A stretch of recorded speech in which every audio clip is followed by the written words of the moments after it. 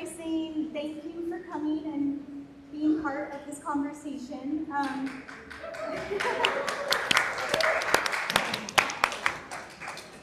For those of you who don't know me, my name is Jorgi.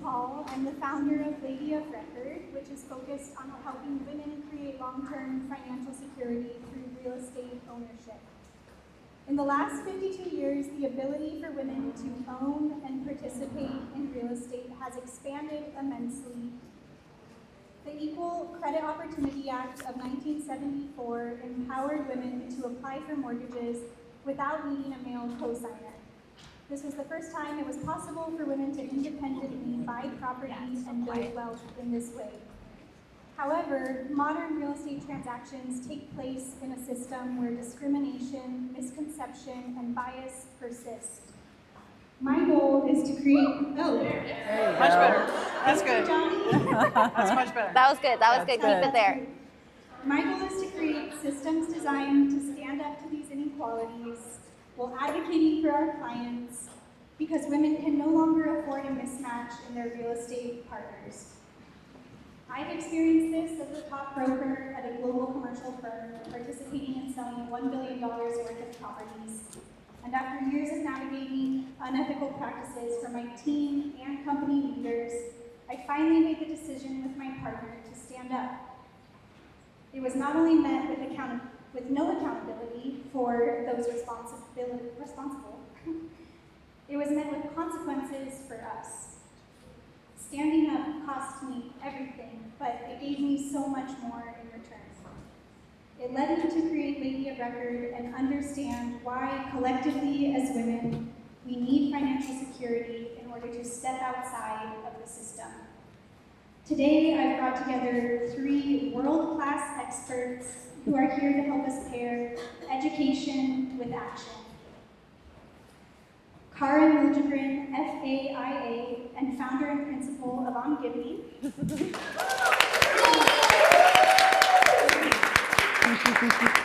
Got a fan club. An architecture and interior firm here in Los Angeles. Karin has dedicated her career to community building, sustainability, and advocacy. For over 24 years, Karin has revitalized our cities, creating hotels, multifamily housing, restaurants, creative office, theaters, and more. She sits on the board of the Los Angeles Conservancy and is an emerging developer and entrepreneur.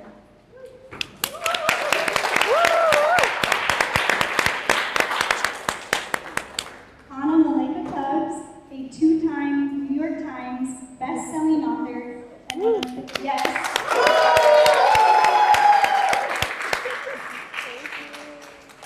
she is one of the youngest academics and women in history to hit the New York Times nonfiction list, not just once, but twice. Wow.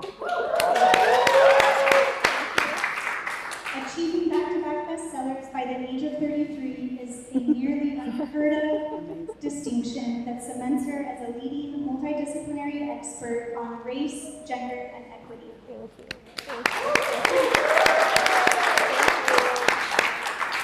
Chris Morris, Senior Director at the National Trust for Historic Preservation and leader of Where Women Made History. With over 25 years of experience, Chris is tackling the inequities in how women's histories have been recognized, including creating the Los Angeles Women's Landmarks Project with the Los Angeles Conservancy. Woo!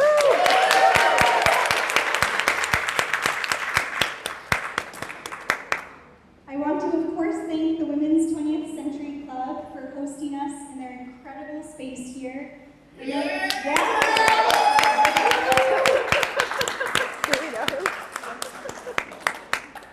The women who built the clubhouse that we're in today raised capital, purchased this land, and built this dating back to starting the process in 1903. Wow. And I want to thank our sponsors who made tonight possible. Mata Construction,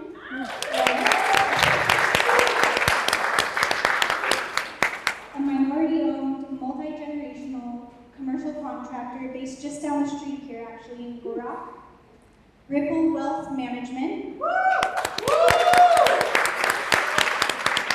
a modern, values-driven firm built for people who are rewriting writing their family's financial story, founded by financial advisor Hayley Dickson.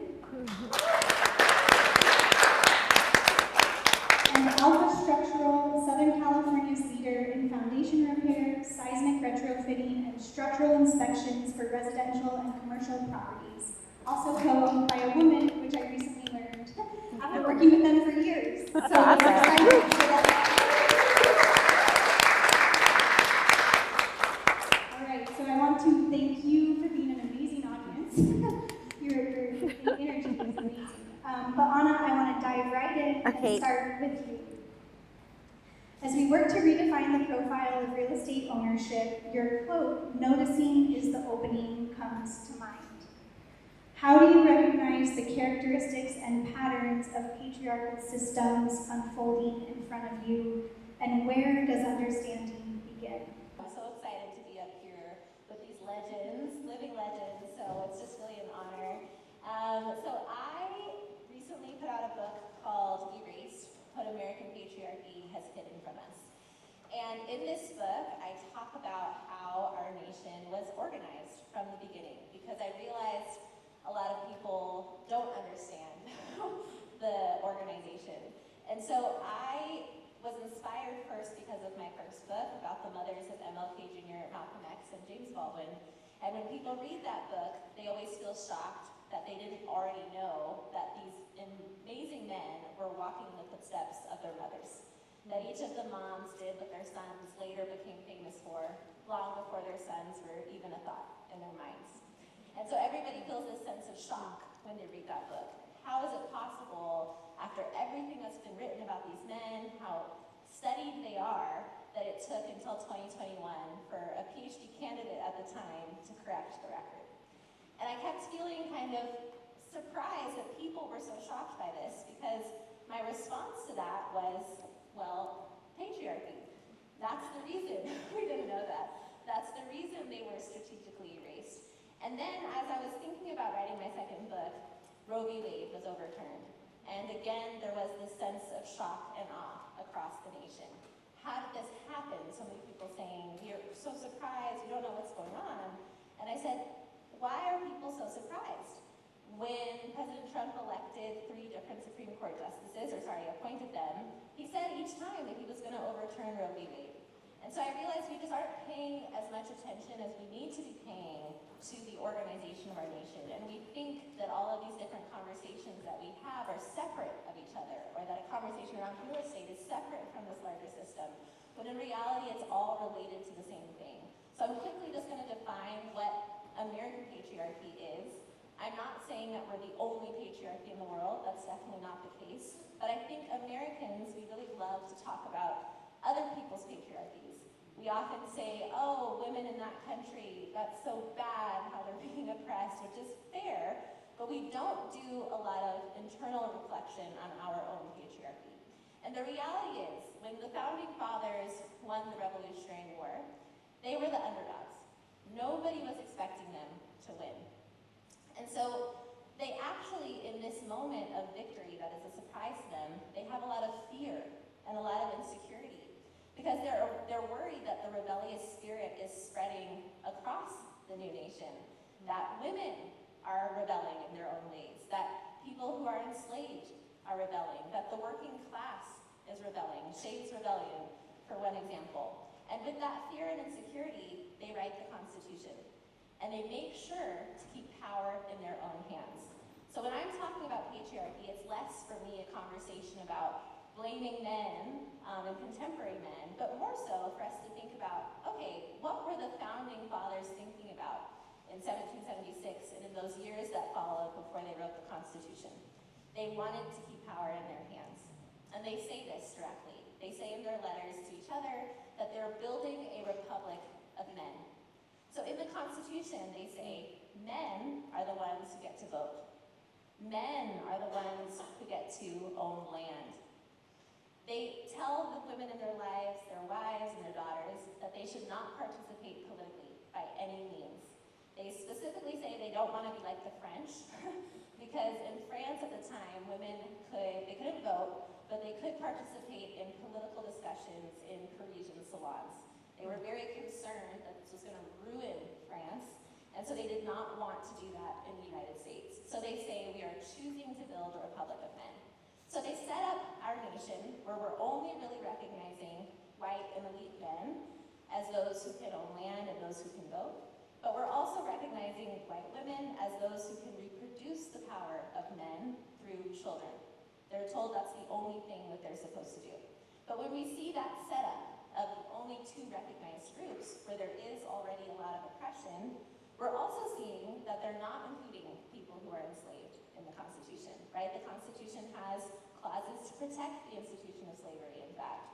They're not including indigenous people. They're not including immigrants from that point forward. They're not really fully including poor white people either. But our entire nation's history can really be summarized by that fact, that you either were a part of a group of people who really wanted to maintain that social order and saw that as the way that this nation should be organized and fought to keep it that way, or you're a part of a group of people who said, that actually isn't the definition of democracy, because democracy means that power is vested in all of the people in the nation. And that is not the setup for that. What we actually are seeing is American patriarchy.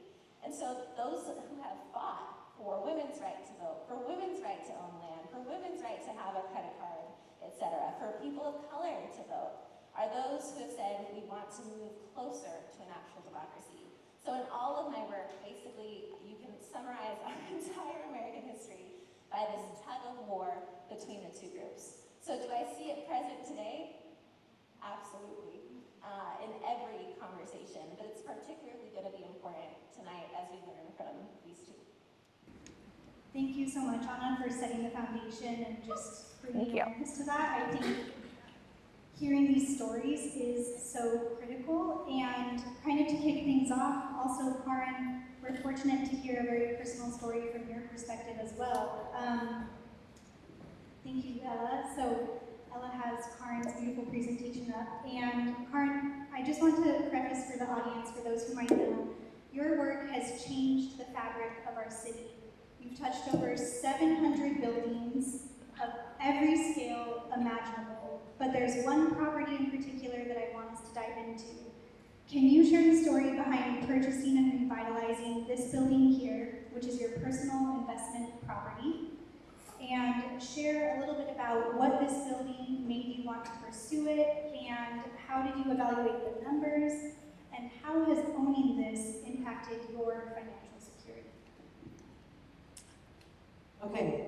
Also, I'm going to be the one with a lot of slides, so, so just be prepared. But I want to go back because as a white woman, right, so I couldn't buy that without leveraging a whole bunch of things, which basically goes back to my grandfather buying his first house in the 20s as a Swedish immigrant. You know, he'd probably been here, I don't know how long he'd been here when he bought his first house. And then my dad being able to buy a house. Because that is the generational wealth that's so important to be able to get into the stream of real estate, so as it grows, we can all grow and pass that on, or build more wealth, etc. But I do have to interview for this, because when I bought my first house, I was about 35, I was getting married, he was a general contractor, I was an architect. We were able to just scrape by to like get a little something. And then I'm like, Dad, I really want to build a second house in the backyard because it's R2 and we can densify Los Angeles one house at a time. I was ahead of myself because that's what I'm really trying to do now big time. But anyway, only because he was able to loan me interest-free for 2 years my construction loan to build that house. There's no way I could have done that. And then we sold it, my ex and I sold the house 1 month before the economy tanked. We made a bunch of money on it. We put so much sweat equity and time into it, right? But then we made a chunk of money, got a happy, friendly divorce. And then I took my money, recession hit, and I started my company. So then I had that money in the company grew, and then I was able to leverage that company for my second house that I was able to buy on my own. And then as that real estate grew, I was able to refi, pull cash out to do this at the same time that I was leveraging my company. So it's like, it's not easy, but it really is sometimes that one thing that can happen to kind of get the ball rolling. So next slide, please. So this is the before and after. It's just a shitty little building, right? It's not like some big commercial amazing thing. But it's, at our firm, Omgivning, we're obsessed with uncovering potential. And like, especially taking something that doesn't look like it has value, or it's underutilized, it needs a lot of love. So we always look for projects, and when we were buying or when I was buying the first building, really wanted to do kind of a background building, a smaller commercial building where I could really do it on my own. So leveraging with the SBA loan from the company, cash I was able to pull out by refinancing my home. So now I'm completely maxed out and full of debt, and every month with every payment, it's like, oh, we're gonna make it, you know. So the purchase was about $3 million. We put about 600,000 of improvements into it. And then what I also wanted to do is I want to find other ways for other people to get into the stream. And even though this is a small piece, it's something. We needed a lot of sweat equity. Like we needed the designers and the landscape and da-da-da-da-da. So people in our office at Omgivning that are also interested in development, all the time that they put into this project beyond their, say, 40 hours a week, we kind of put into a bucket, we, totaled it up, and then they each got about 2% ownership on buildings. So now they own a piece, and the idea is that, and that can grow to something else, and now we want to do like the next development. So next one. So the upstairs has 6 residential units. And those are rent controlled, and some of them have been there for 30 years, and the rent is insanely low. So, I'll come back to that in a second, but then the ground floor, so the upper left is what it looked like before. It's just a storage space, almost no windows, and then the bottom left is the same view now. So we basically created a new exterior wall, like inside the building, and so this is kind of like a 60-foot long by 6-foot wide garden. You enter down through that path in the garden to enter into our space. And then we try to make it kind of indoor-outdoor occupiable, so you can, like have a drink or have coffee or something in the part that flips open. But ways to find value, to add value to a building. So hopefully if we got this appraised again, it hopefully would be significantly higher next time. So then another model that I've been working on is how small firms can stay afloat and compete against big corporate firms. So in a combination, I've been wanting to do a co-working company for a while as a small or medium architecture firm to work with other firms, landscape, developers, GC, to share resources so that we can potentially compete against the big guys, right? So it also, because I have rent control apartments, the income from the second floor is not nearly what it should be. And people often will say, oh, the dirty landlord, rent control. But I'm an example of, you really see the reality when you buy the building and you have to pay that mortgage and there's nowhere near enough rent coming in. Even with my firm paying rent, Omgivning paying rent to be there. So the co-working company, the idea is that they can help supplement that income so we can make it. So we're still breaking even right now, but with any property that you buy, you're often just breaking even at the beginning when it grows. Next one. And then we just, so sharing resources and events, and it's kind of like what the interior looks like. Next, and then we can hold it. And Karin, thank you for bringing up such detail on that, and I think that you ended on a very important point, which is, especially in a city like Los Angeles, the wealth that you can build through real estate is a very long-term approach. So finding ways to hunker down in those beginning years when cash flow is very tight, and just, that's one thing that I want the audience to also understand too, is real estate is very hard, and it does take being creative and trying to figure all this out and bring it together and really staying the course. But the rewards can be so immense. So I think that example is extremely helpful, especially also because as women, talking about money in general is still a very new concept. So even being able to say, I bought this building for $3 million is a very, I think, brave thing to do. And as we work to break that pattern and have these conversations in a much more open space, Chris, your research shows that of the 1,300 places in Los Angeles designated as historic cultural monuments, this building being one of them, only about 2% reference the contributions of women. Historic cultural monument designation is not simply for show. Can you share why it's important to uncover these stories of women's histories and contributions and why it matters from a financial perspective? So thank you. As someone who works for a nonprofit and is fortunate enough to live in a rent-controlled apartment, thank you. Thank you to landlords like you, because we need more of those. And thank you, Jorgi, for inviting me here tonight. I know I might seem like the odd duck on this stage, but I do want to kind of circle back to where Anna kind of started us. A lot of people, I moved here from Chicago several years ago, and I kept hearing over and over again people saying, even people who grew up here, LA has no history. LA doesn't respect its history.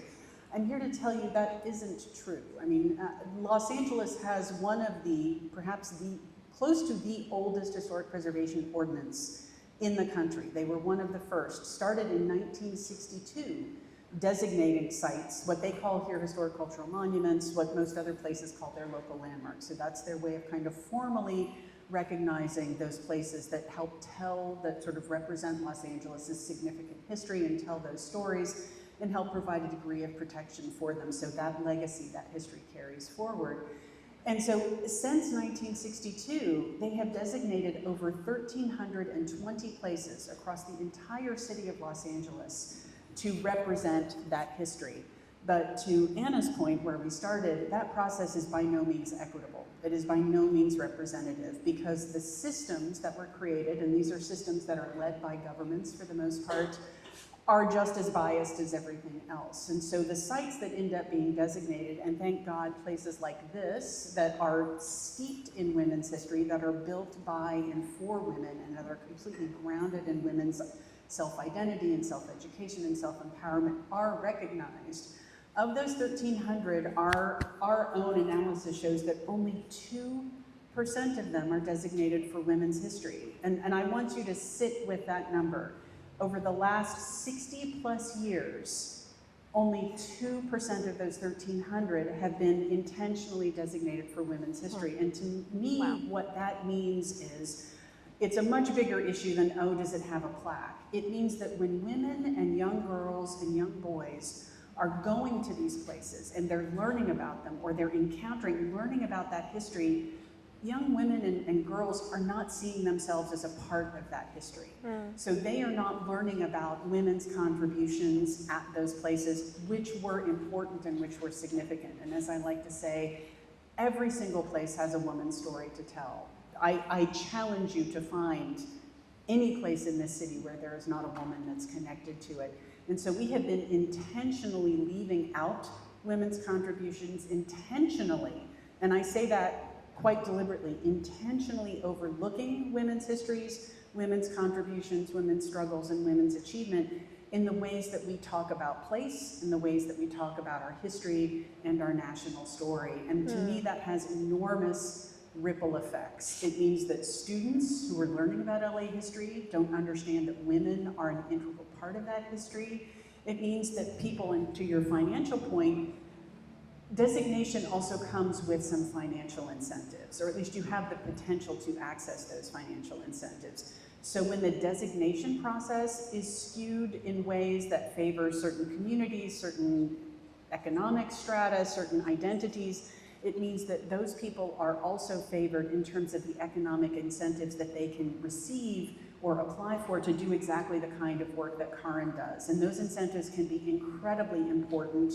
They can make or break a project. So to me, this is much bigger than, oh, did it get a plaque? Did it get a landmark? This really goes to the foundation of how do we think about women as a part of our national story?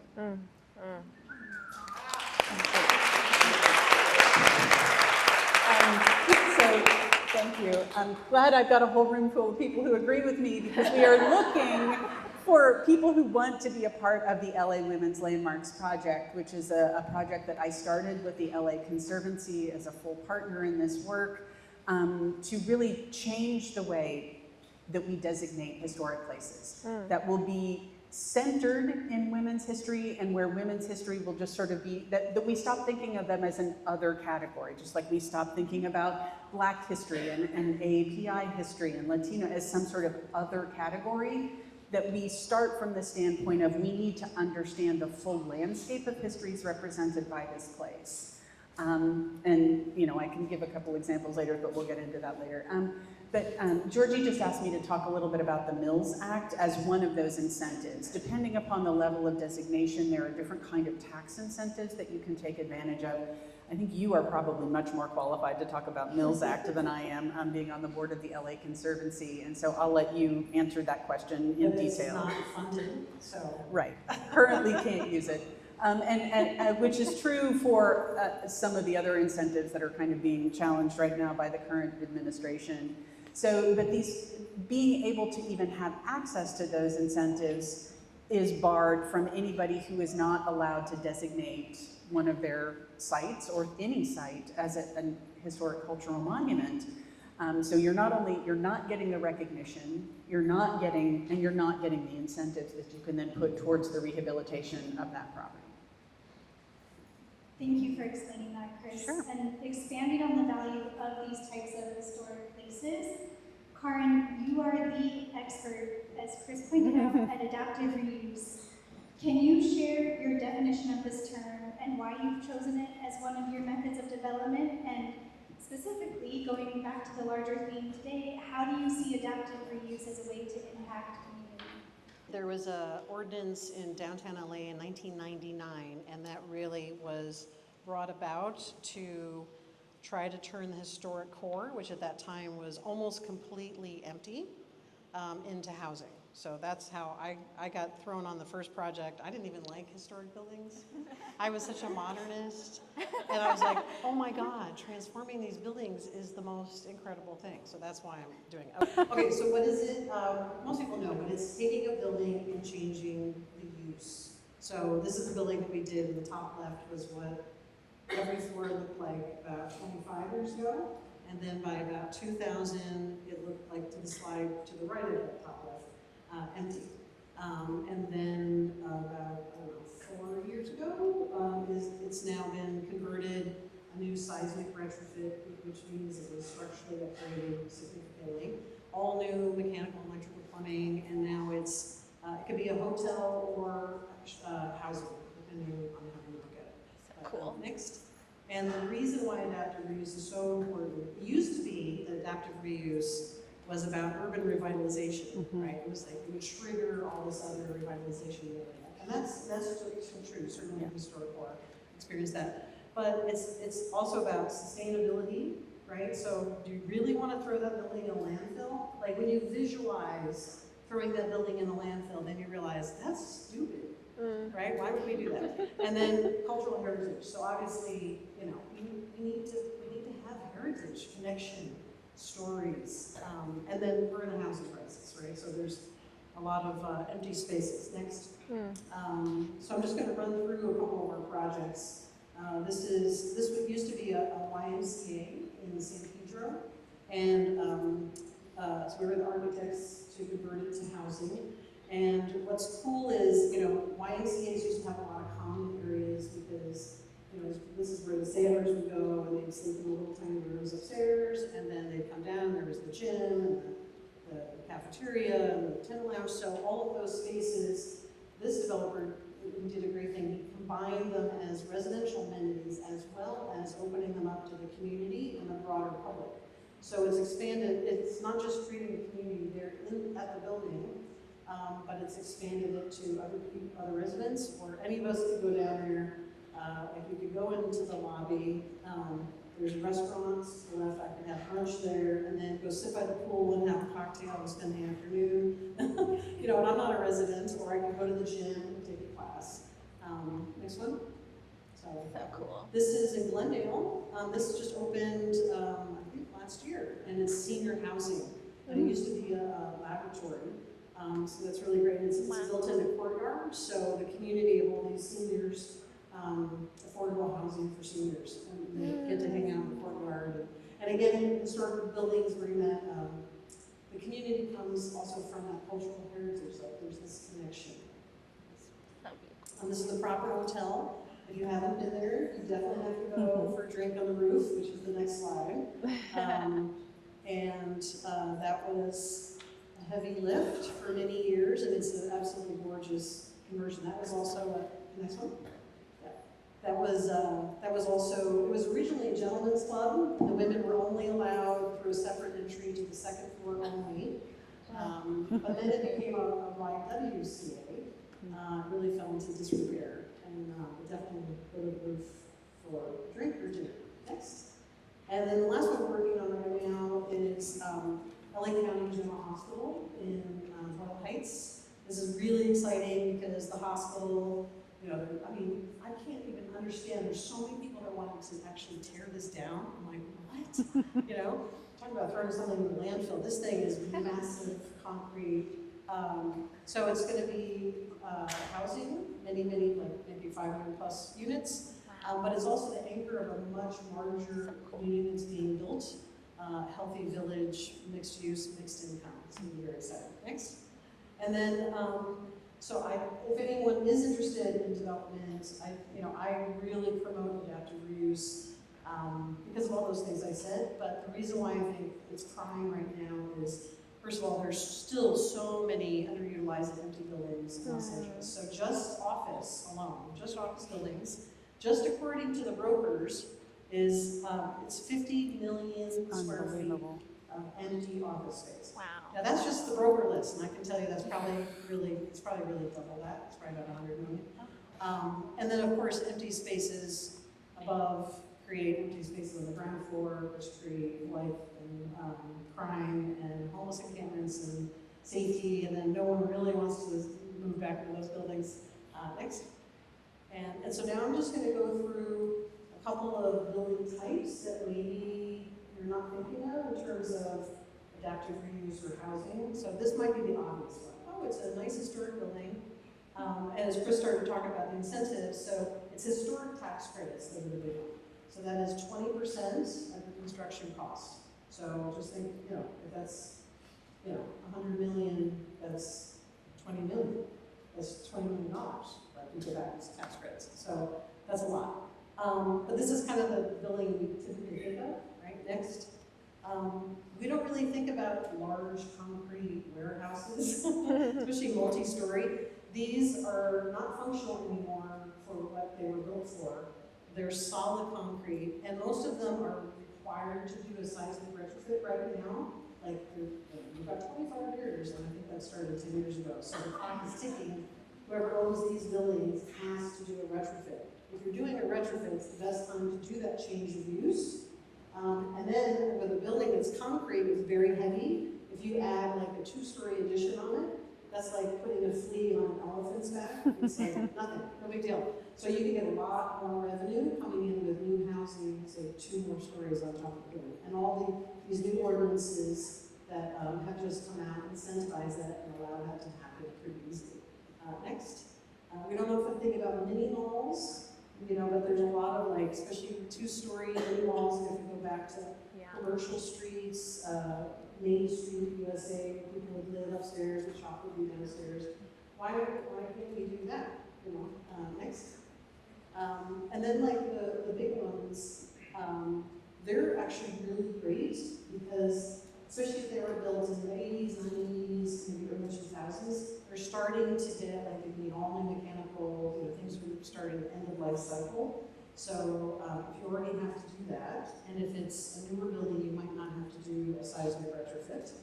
And also fire life safety is probably more, it's closer to current code. So the cost of converting these types of buildings would be way, way, way less than that historical. Next one, this last one. And then like just cool old warehouses with no trust buildings. Even if it's in kind of a crappy area, these actually work really well if you cut like a corridor into the middle of it, and maybe it's more centrally oriented, and you have this beautiful garden in the middle of the there's So some cool. ideas. Amazing. Well, Karin, that's amazing. I think you just changed how. I'm literally, every day when I drive by, I'm like, this is what I would do. Like since I was a kid, this is what I would do. But that's Somebody give me some money.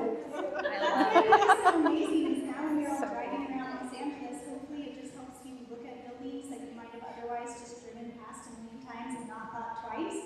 Just start thinking about what could be possible, and maybe it's something you're even interested in, but just starting to see Los Angeles and how these spaces can be used in a whole new light. So thank you for breaking all of those down, because again, they're buildings that might otherwise not look like anything exciting, but could actually be something truly, truly exciting and change, again, the fabric of our city. So thank you for breaking that down, Karin. Can And I ask you something? yes, If I'm driving around LA and I see a building that I'm interested in, I have no idea what to do, can I call you to help me figure it out? Yeah. great question. Yes, of course. That's what we do. That's what we And Karin do. can come in and we can all figure it out. I don't know how to do this, but I would love to do this. Yeah. Hayley, thank you for bringing that up, because it takes that curiosity, and sometimes you think, oh, this person will never call me back, or who am I to call? Well, yes, make the call, and that's what we do, is we make those calls to uncover these possibilities, because you'd be surprised what's out there, and how you can actually start participating in it. But it's that curiosity is the perfect place to start. Yes. Yes. So thank you. So yes, as you're driving around Los Angeles, write down addresses and send it our way, and we're going to look into Got a it. room full of potential clients. Yes, and so in this principle of growing community, as women, when we step outside of the patriarchy and are met with resistance, you've shared that this is actually proof that we're doing something right. How have you responded to pushback from the Old Boys Club? And when standing up feels isolating, how would you encourage women to navigate toward growth and kind of coming out on the other side of that? Yeah. Well, I'm so glad you asked that question, because I was asking the same thing. I'm so excited. I have so many ideas for buildings, and I just love learning all of this. I always say I'm such a proud nerd, so this is like a really just exciting. I'm just so happy I get to learn. Oh, nerd. Right here, yes. Go nerds. And then in terms of, the consequences that come up, because if we're talking about how one group, right, of people is trying to maintain an order, and I'm not saying anything about that being all men by any means, it's just that there was a very specific group of people who really wanted to make sure that power stayed in their own hands. In order for that to happen, in order for a system like American patriarchy that is completely fabricated and completely made up, it's not divine, it's not natural order, even if it's been sold to us that way, it is entirely fabricated and built, you have to have consequences in place for those who are going to try to shift it, or for those who are going to see beyond it. And so I always talk about Black women in particular in this, because if we look at American history and we think specifically about Black motherhood in the United States, which is something I write a lot about, Black women were told that by law, their children were not children, but were somebody else's property. This was written in law, that if a Black woman were to come to have a child, no matter how she came to have that child, and we know that there are many horrific ways in which Black women were forced to have children during times of slavery, that child would always carry the status of the mother, and that child would be somebody else's property, not a human being. So, of course, that is horrific, but it also made it so that Black women have always been able to see how made up the system is. Because Black women didn't say, oh, well, if the law says so, then we must agree. Instead, they said, that's BS. I know I'm a human being. I know my children are the most precious human beings. And so therefore, I have to fight for this system to change. I have no other choice but to envision beyond what this system and what this law is offering to me. And I have to force this country to become worthy of my children. And so there's a power in that recognition, and that being so pushed away from any of the benefits of that made-up system that you see it for what it is from the beginning. It's made up, and you can always make up something different. But that means that you're also going to come against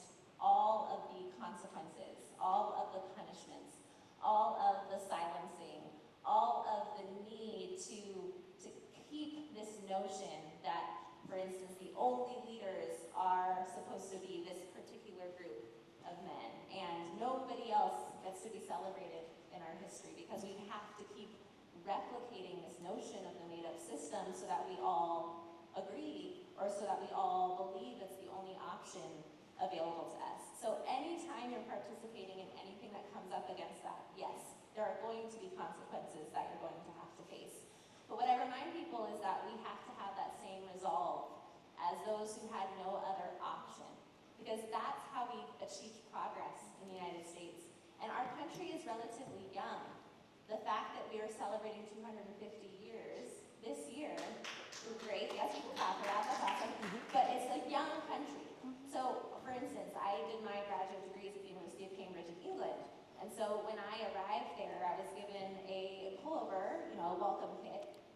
And on it, it said that Cambridge was established in 1209. Oh. And I kept looking at that number thinking, oh my God, no, yeah, that makes sense. But wow, our country is so young. And we've actually seen such incredible progress over 250 years when you consider that. And that progress has not come because those who wanted to maintain the original social order suddenly woke up one day and thought, today is the day I'm going to give some people their rights today. I just feel like doing it. No, it's because those who were not included said this is not working, and we are going to fight until we can make this a country that includes all of us. And so in these what would seem sometimes like mini fights, right, where we're saying, or a woman says, I'm going to be a boss in the real estate space, and you might walk into a room and you're the only woman there. A part of that is going to be you're experiencing some silencing, or people maybe trying to dismiss you.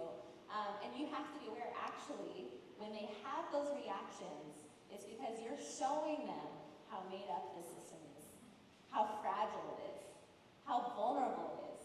That's why it causes so much fear.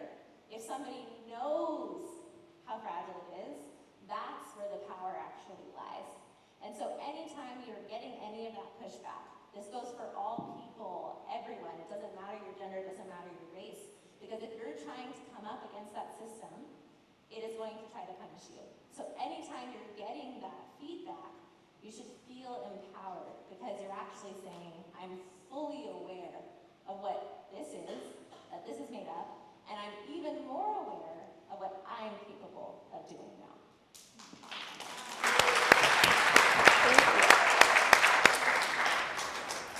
Wow, that's incredible.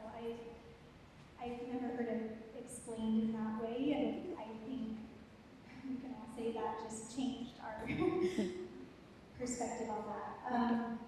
And in celebrating not conforming to the norm, Karin, as Anna pointed out, I think this is something that your career has been shaped by as an architect, a developer, an entrepreneur, all very, very tough industries. There are two other types of development. So we went through adaptive reuse, but there are two others that you're also leading the way on. Can you share both your historic house relocation project as well as your approach to what's called gentle densification, and share for the audience what both of those are, and also why you see them as ways specifically for women to start using real estate as a tool for building long-term security? So before I go into that, just following up from what you were saying, so commercial real estate, okay, I want you guys to guess, what is the percentage of commercial real estate that's owned by women? Throw out a number, percentage. 0.5%. Yeah, like 1%. We got 1, we got 17. It's between 1 and 2%. 1 and 2%. So the whole getting in, so maybe you're not ready for the 40-story high-rise in downtown. But the two things I want to show you now are, I think, great smaller projects to get in with other people, women, people of color, whatever, just people, and do something small and then have that build into the next thing. And also just going back to what you said, I was told in high school, the classic, oh, you don't want to be an architect, you want to be an interior designer because you're, so it made me go, fuck you. And that's what drove me to become an architect. I actually love interior design, and I added that to my firm when it, and then so many meetings, yeah, where I was the only, and I was always younger and the only female. But also what I realized was a lot of the old boys network wasn't intentional, because I think they're clueless about the patriarchal society. It's just, a lot of them. But it's just friends, right? So I started realizing that my female friends started growing and maturing and becoming more powerful in their careers as I was. And so it was easy to connect with them and do more powerful things. So I really, it was just like hanging out with friends. It was like the girls' club. We're going to have our martinis and, whatever. Okay, so let's go through. I'm going to breeze through this, and I'm happy to send the slide presentation and contact info. I'm happy to yes, talk please. more. But so historic house relocation project. So Morgan in my office, the fires had happened. He's looking at this demo list of all these houses about to be demolished on the west side. He's like, "Are you kidding? This is insane. All these houses are gone and all these houses are about to be demolished." So he figured out how to bring relocation back to LA. So next one. Why is it important? Well, it is less expensive and faster than a rebuild. Certainly cultural heritage, right? Because you can't rebuild those old homes. And sustainability, you don't want to throw that in the landfill. Again, just a visual, throwing that in the landfill. Next. But, LA has a long history of relocating homes. This is the Blackburn home, which we just relocated, but it was relocated already once. And relocation, think Bunker Hill, think when the 10 freeway went through, and next. Okay, so this one, Los Feliz, next. You carve it up, kind of like you have a sheet cake, and you're carving it up to cubes. You put it on trucks. If you have a big house, there's many trucks. If you have small houses, there are 2 trucks next. And you drive it through town, very strange route. It took 21 permits just to get it on a route over to Altadena. You don't just like drive over there. Next. And that you did in the middle of the night. And they always have to be in the middle of the night. Yeah. I'm not going. Morgan goes to everyone. And then you basically, put it together, you restitch it, and then you build a new foundation underneath, new mechanical, electrical, plumbing, but all the character, et cetera. Next. Next. Okay, so gentle density, because the house relocation also kind of plays into this. So basically in LA, we've had this, it's a lot of single family or mid-rise and high-rise, right? But we're missing the middle. When people say the missing middle, that's what it is. It's the duplex, the bungalow court, all those things that we love. We don't have any, and we're losing a ton of them. So next. So what's happening is either someone is tearing down that single-family home because they want to build a McMansion, or probably even more likely these days, there's so many incentives from the state to tear down buildings and build massive housing projects, which we also need. Like, I'm not going to get into that discussion now, but that's a complicated thing. But we do need a ton of housing, right? Yeah. We all know about ADUs, but a JADU, you can have an ADU and a JADU on any property, any single-family lot. JADU is attached to your single-family home or within it. Next. So I'm not going to go into details, we really don't have time. I have other questions for you guys. But there's this other one called SB9, which basically allows you to split your single-family property into 2, and you can have up to 4 units. So you can have, say, you could keep those people.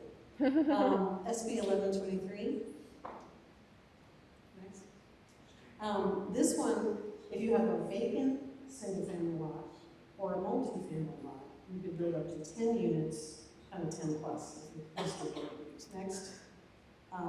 So this little series of slides just shows those as diagrams on the left. So say you have an existing single-family home in the front, or maybe you move one of these relocated houses over there.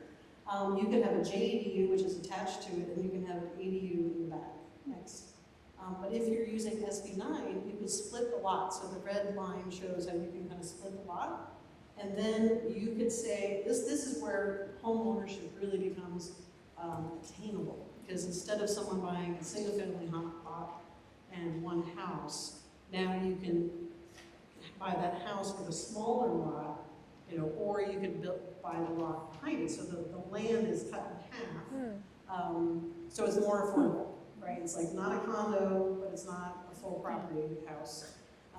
Next, and then SB 1123, you could subdivide as, you know, as up to 10 parcels. It really depends on how big the lot is, though. Wow. So generally, each lot can be 1,200 square feet. Next, I won't go into what to avoid, what to pursue. Let's see. Okay, yeah, and we were talking about that. Next, just some examples. So, you know, house in the front. It had a garage with like a studio above. So now it's very low, like low lift. The garage they turned into an apartment with apartment above, and now they just go surface parking, you know, on the lot. Next, this one is new construction, 4 units, and so we'd be doing like these. All the bedrooms would be on the first floor. So just envision this.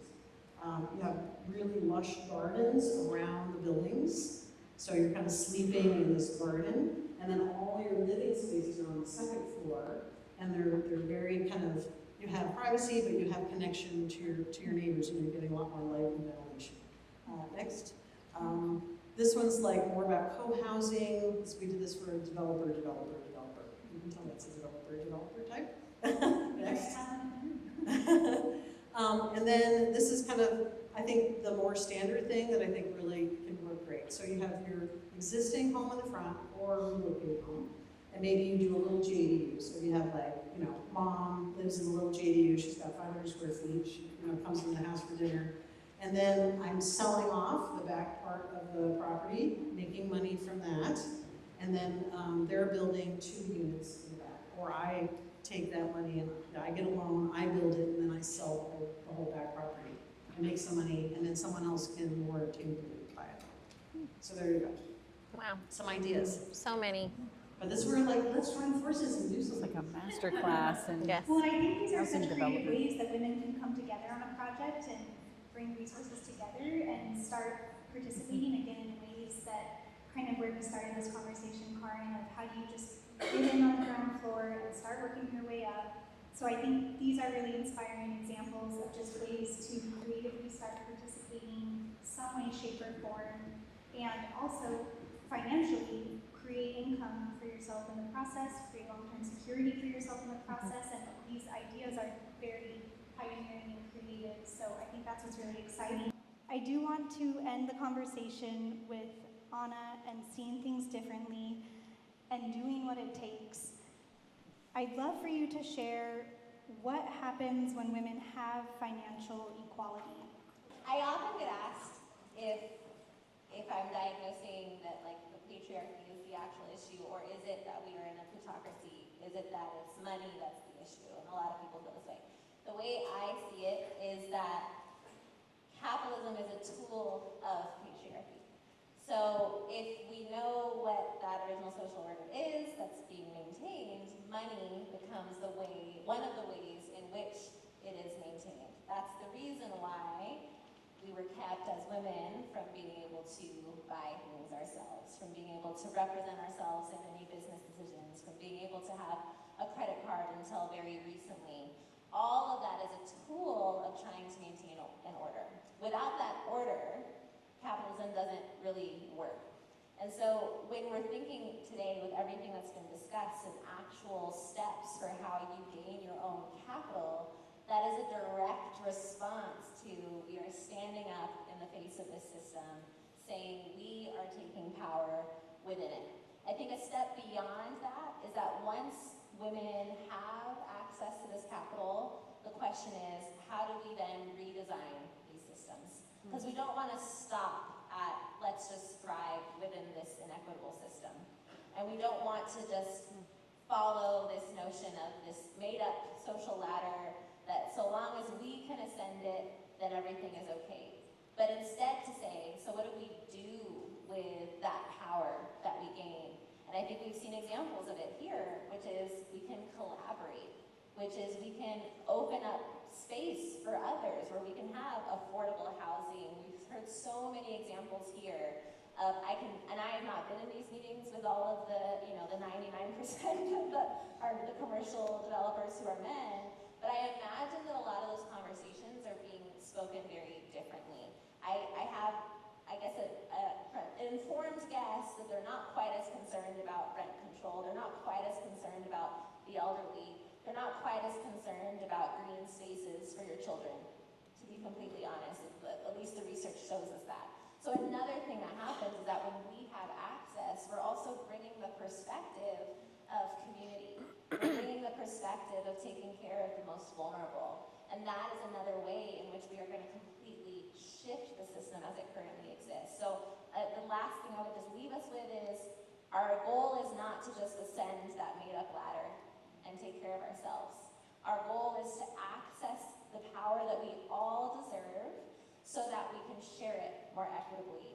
And when I started at the beginning, I talked about how American patriarchy is not democracy, right? Because a democracy means, as I said, power is vested in all of the people of a nation, and their voices are heard. So the thing that we're moving towards is how do we make it so that everybody can be heard in our nation?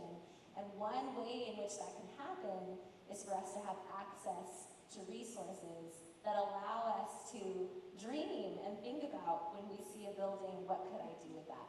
Most people just don't have access even to that ability to dream about that because we have been kept from it since the foundation of this nation. So this talk today has entirely been about when we gain the access, what are we going to do differently with it?